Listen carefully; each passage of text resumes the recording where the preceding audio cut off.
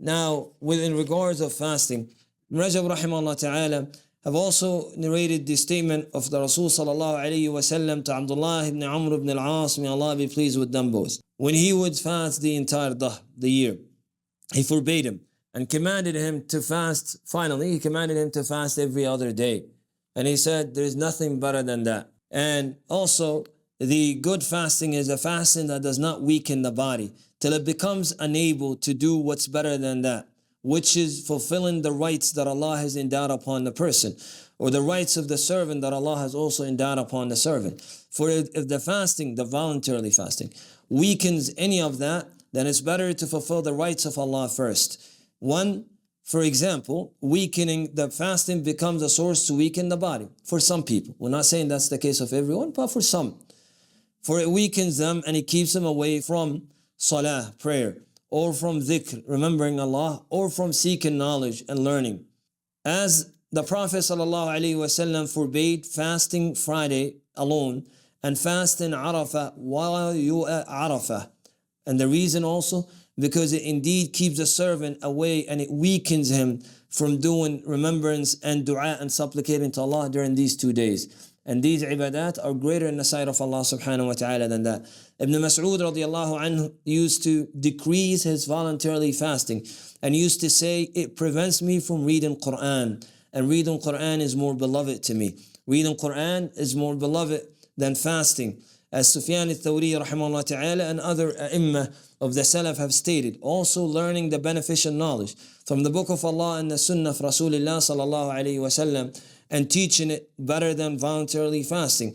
This is the statement agreed upon by the 4 major scholars, that seeking knowledge is better than the voluntarily salah, and the voluntarily prayer is better than voluntarily fasting. Therefore, seeking knowledge or teaching it becomes better than voluntarily fasting. And knowledge indeed is a light in which the person seeks in the path of darkness or ignorance and desires, so that he is able to distinguish between the path that leads to Allah and other ways and paths of shayateen. So he who walks in path towards Allah without light or any path will indeed soon trip or fall in something in which he would regret. Ibn Sirin, may Allah have mercy upon him, said, some people have abandoned gaining knowledge and have taken indeed places to pray and have indeed performed voluntarily fasting, meaning in a great amount, without knowledge by Allah. No one performs a deed without knowledge unless he would indeed ruin more than what he would indeed fix. And the examples are many. Number 2, in regards of the fasting also, if it weakens, if fasting becomes a result that might keep the person away or lazy from seeking indeed provision for his family, or fulfilling the rights of the wife, then leaving the voluntarily fasting is indeed better for him. And this is the statement of Rasulullah sallallahu alayhi wa sallam, that your family has a right over you. Also what he sallallahu alayhi wa sallam pointed to when he said, indeed your soul has a right over you. So give every right in which Allah has set upon you its due, or give it its right. He sallallahu alayhi wa sallam points out that yourself indeed and your soul, it's something that Allah has entrusted the son of Adam with, and he will be asked about it. And thus he is commanded to fulfill its right, and from its right to be easy upon it, till it grants the servant to the safe haven. And being easy and merciful upon it is also by fulfilling the commands of Allah, so that your soul and yourself, or one is not punished due to disobeying Allah subhanahu wa ta'ala. So he who gives it its right, with the intention that he's doing so that he's able to perform the actions of ta'at and what he's commanded for Allah, he will be rewarded for that. As Mu'adh ibn Jabal radiallahu anhu said, indeed I anticipate my sleep as I anticipate my standing, meaning all for the sake of Allah. And he who gives up some of the rights that Allah has set upon him, especially himself, till it becomes weakened and harmed, he has wronged it.